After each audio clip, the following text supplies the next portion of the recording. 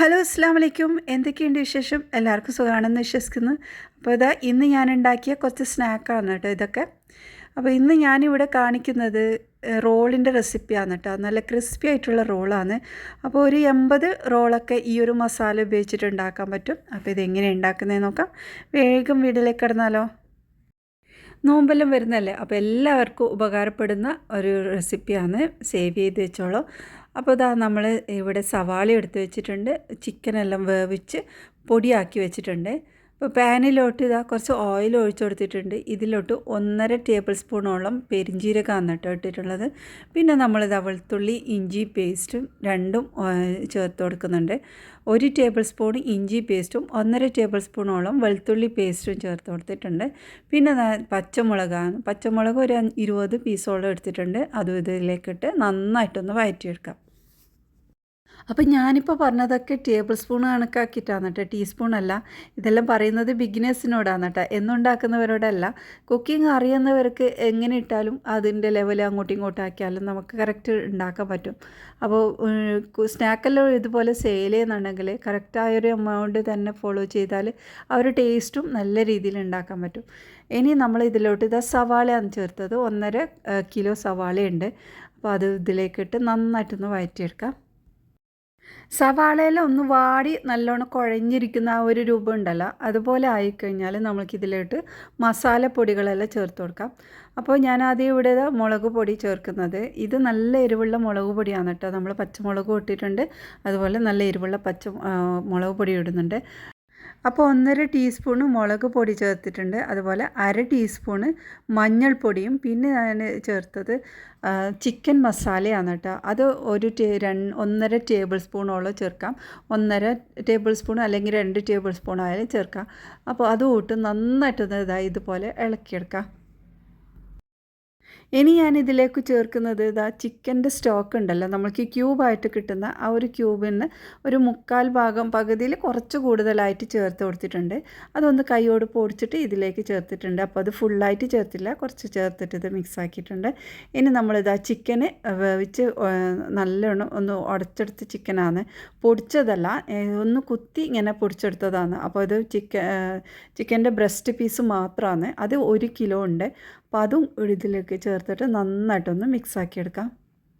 ചിക്കനിലോട്ട് ഉപ്പും മുളക് പൊടിയും മഞ്ഞൾപ്പൊടിയും പിന്നെ വിനീഗർ ചേർത്തിട്ട് മിക്സാക്കിയിട്ട് അത് ചെറുതായിട്ടൊരു ഫ്രൈ പോലെ ആക്കിയെടുത്ത ചിക്കനാണ്.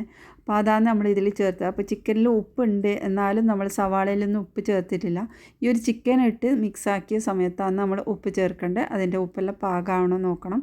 അപ്പോൾ ഇത് നന്നായിട്ടൊന്ന് ഇളക്കി മിക്സാക്കി എടുക്കണം. ചിക്കന് ഈ മസാല ഇട്ട് നന്നായിട്ടൊന്ന് മിക്സാക്കി എടുക്കണം. നല്ലൊരു മൊരിഞ്ഞ രീതിയിലാക്കി എടുക്കണം. അപ്പോൾ ഓയിൽ വേണമെങ്കിൽ ചേർത്ത് കൊടുക്കാം. ഇനി നമ്മൾ ഇതിലോട്ട് ചേർക്കുന്നത് ഈ ഒരു വലുപ്പത്തിലുള്ള 3 ക്യാരറ്റാണ് കേട്ടോ എടുത്തിട്ടുള്ളത്. 1/2 കിലോളം ഉണ്ടാവും. ആ ഒരു ക്യാരറ്റ് പൊടിച്ചിട്ട് ഇതിലേക്ക് ചേർത്ത് കൊടുത്തിട്ടുണ്ട്. 1/2 കിലോ ക്യാരറ്റാണ്. അപ്പോൾ അത് ഇട്ട് നന്നായിട്ട് ഇതുപോലെ മിക്സാക്കി എടുക്കാം. നമ്മൾ മസാലപ്പൊടികളെല്ലാം ചേർത്ത് കഴിഞ്ഞാൽ നന്നായിട്ട് വഴറ്റിയെടുക്കണം കേട്ടോ. ഇതുപോലെ ഇളക്കിയെടുത്തില്ലെങ്കിലുണ്ടല്ലോ ആ ഒരു മസാലേൻ്റെ ഒരു കുത്തുന്ന സ്മെല്ലുണ്ടാവും സ്നാക്ക് ഉണ്ടാക്കുമ്പോൾ. അപ്പോൾ ആ ഒരു മസാലയൊക്കെ ആദ്യം തന്നെ ഇട്ട് നല്ലോണം വഴറ്റി ആ ഒരു എണ്ണയിൽ നല്ലോണം വഴറ്റി അതിൻ്റെ സ്മെല്ലെല്ലാം മാറ്റിയെടുക്കണം കേട്ടോ. അപ്പോഴാണ് സ്നാക്ക് ടേസ്റ്റ് ഉണ്ടാവുന്നത്. ഇനി കൈ നിറയെ മല്ലിയിലയും കൂടി ചേർത്ത് കൊടുത്തിട്ടുണ്ട്. എന്നിട്ട് ഒന്നും കൂടെ ഇളക്കിയെടുക്കാം. ഈ മല്ലിയിലയൊക്കെ ഒന്ന് 2-3 പ്രാവശ്യം ഇങ്ങനെ ഇട്ടുകൊണ്ടിരിക്കും കേട്ടോ. ആദ്യം ഇടയ്ക്ക് ഇങ്ങനെ കുക്ക് ചെയ്യുന്ന സമയത്ത് ഇടും, പിന്നെ ലാസ്റ്റ് ഓഫാക്കിയ ശേഷം ഇടും. അങ്ങനെ ഇടുമ്പോൾ അതിൻ്റെ സ്മെല്ല് ഫ്ലേവർ ഒന്നുകൂടെ നല്ലോണം ഇറങ്ങി വരും. അപ്പോൾ ഇതുപോലെ നന്നായി മിക്സാക്കി എടുത്തിട്ടുണ്ട്. ഉപ്പെല്ലാം പാകമായിട്ടുണ്ട്. ഫ്ലെയിം ഓഫാക്കാം. ഇനി ഷീറ്റ് എടുത്തിട്ടുണ്ട്. ഈ ഒരു ഷീറ്റിന് ഞാൻ മുമ്പ് ഒരുപാട് വീഡിയോസിൽ കാണിച്ചതാണ്, അതുകൊണ്ടാണ് ഇതിൽ അതിനെക്കുറിച്ച് കൂടുതലൊന്നും പറയാത്തത്. അപ്പോൾ നല്ല തിന്നായിട്ടുള്ള ഷീറ്റാണ് ഇത്. നമ്മൾക്ക് ഇനി ഇത് എങ്ങനെ ഫില്ല് ചെയ്യുന്നതെന്നും കൂടി കാണിച്ചു തരാം. അപ്പോൾ ഇതിൻ്റെ നടുഭാഗത്തായിട്ട് മസാല വെച്ച് കൊടുക്കാം. 1.5 ടേബിൾ സ്പൂണോളം ഞാൻ മസാല വെക്കുന്നുണ്ട്. ഇനി ഇത് നമ്മൾ ക്രോസിലാണ് കേട്ടോ മടക്കിയെടുക്കുന്നത്. അപ്പോൾ ഇതിൻ്റെ സൈഡെല്ലാം മൈദ പശ ഒന്ന് ഒട്ടിച്ച് കൊടുക്കാമെന്ന്. ഇനി ഇതിൻ്റെ 2 സൈഡ് ഇതുപോലെ ക്രോസിൽ മടക്കിയ ശേഷം നമുക്ക് ബാക്ക് സൈഡിൽ നിന്ന് ഒന്ന് റോൾ ചെയ്തെടുക്കാം. അപ്പോൾ പുറത്തോട്ട് കൂടുതലായിട്ട് ഇങ്ങനെ വരുന്നുണ്ടെങ്കിൽ ഒന്നുകൂടി മടക്കിയിട്ട് ഉള്ളിലോട്ടാക്കി വെച്ചാൽ മതി കേട്ടോ. പിന്നെ നമ്മൾ സൈഡിലെ നല്ല രീതിയിൽ ആ ഒരു പശ അങ്ങോട്ട് ഒട്ടിച്ച് കഴിഞ്ഞാൽ നല്ല രീതിയിൽ അത് സൈഡൊക്കെ ഒട്ടിയിട്ടുണ്ടാവും. അപ്പോൾ ഇതുപോലെ എല്ലാം ആക്കി വെച്ചിട്ടുണ്ട്. ഞാനിവിടെ ഇപ്പോൾ 30 പീസോളം റോളാണ് കേട്ടോ ഉണ്ടാക്കിയത്. ഇനി നമ്മുടെ മൈദ പശ ഉണ്ടാക്കി വെച്ചതിലേക്ക് ഒന്നും കൂടെ ഡിപ്പ് ചെയ്തിട്ട് അതിലേക്ക് നമ്മുടെ സ്നാക്ക് റോളും കൂടി ഇട്ട് കൊടുക്കാം. ഇനി ഇതിൽ നിന്ന് എടുത്ത് നമ്മൾ ബ്രെഡ് ക്രംസിലും കൂടി ഒന്ന് കവർ ചെയ്തെടുക്കാം. ബ്രെഡ് ക്രംസിൽ ഇടുമ്പോൾ നല്ല ക്രിസ്പി ആയിട്ടാണ് നമുക്ക് കിട്ടുന്നത്. പിന്നെ സ്നാക്കിൻ്റെ വലിപ്പം കൂടി ഒന്നും കൂടെ കൂടാനേ നല്ല ഹെൽപ്പ് ചെയ്യും കേട്ടോ. പിന്നെ നമ്മൾ ദോശ പോലെ ഉണ്ടാക്കിയിട്ടും ചെയ്യാറുണ്ട് കേട്ടോ. അങ്ങനെ ചെയ്താലും നല്ല ക്രിസ്പി ആയിട്ട് കിട്ടുന്നുണ്ട്. എനിക്കിത് സംഭവം ഒരു വലിയ ഓർഡർ കിട്ടിയതായിരുന്നു. അപ്പോൾ ഞാനങ്ങനെ കൂടുതൽ മസാലയൊക്കെ ഉണ്ടാക്കിയിട്ട് ഇടയ്ക്കിടയ്ക്ക് ഇതുപോലെ ഫ്രിഡ്ജിൽ ഇങ്ങനെ സ്റ്റോർ ചെയ്ത് വെക്കും റോളാക്കിയിട്ട്. അവസാന നിമിഷം അവർ കാലുമാറി. അവർ പിന്നെ ഒന്നും പറയുന്നില്ല. വേണമെന്ന് പറയുന്നുണ്ട്, പക്ഷെ എന്നാൽ എപ്പോഴാണ് വേണ്ടത്, എന്താ ചെയ്യേണ്ടത്, എങ്ങനെയൊന്നും ബാക്കിയുള്ള ഡീറ്റെയിൽസ് ഒന്നും പറയുന്നില്ല.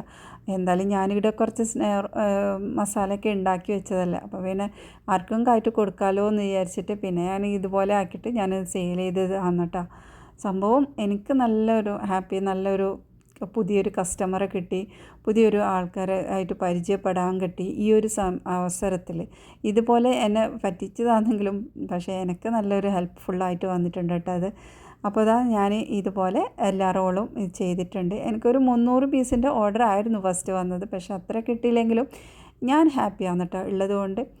അപ്പോൾ അതിൻ്റെ ഇടയിൽ കട്ട്ലറ്റൊക്കെ ഉണ്ടാക്കുന്നുണ്ട്. കട്ട്ലറ്റൊക്കെ ഒരുപാട് കട്ട്ലറ്റ് ഒന്നുമില്ല, ഇന്ന് ഒരു 40 പീസോളം കട്ട്ലറ്റ് ഉണ്ടാക്കിയിട്ടുണ്ട്. മാഷാ അല്ലാ.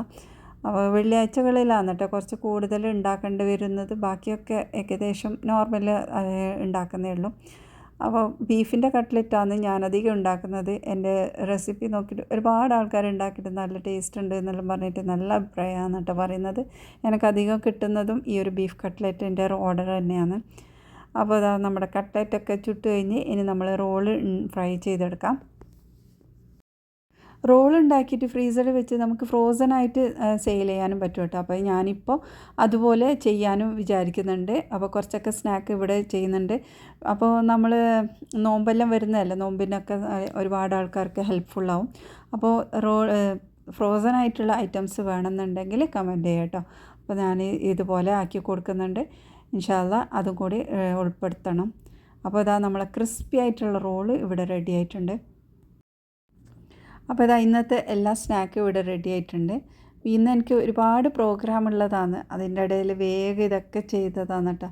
അപ്പോൾ നമ്മൾ ചട്ടിപ്പത്തിരി റെഡിയാക്കിയിട്ടുണ്ട്. 2 ചട്ടിപ്പത്തിരി ഉണ്ട്, പിന്നെ പഫുണ്ട്, എഗ് പഫാണ്. നമ്മളെ രീതിയിലുള്ള പഫ് എന്ന് വെച്ചാൽ വേറൊരു ലെവലാണ് കേട്ടോ, കാണാത്തവരുണ്ട് കണ്ടൊക്കെ. പിന്നെ നമ്മളെ കട്ട്ലറ്റും കുഞ്ഞിക്കലത്തപ്പവും ഒക്കെ റെഡിയായി. അപ്പോൾ ഇന്നത്തെ ഈ ഒരു വീഡിയോ നിങ്ങൾക്ക് ഇഷ്ടമായിട്ടുണ്ടെങ്കിൽ സപ്പോർട്ട് ചെയ്യണേ. ഇതുപോലുള്ള റെസിപ്പിക്ക് വേണ്ടി ചാനൽ സബ്സ്ക്രൈബ് ചെയ്ത് സപ്പോർട്ട് ചെയ്യും. എന്നെ അടുത്ത നല്ല റെസിപ്പിയുമായി വീണ്ടും വരാം. ബൈ.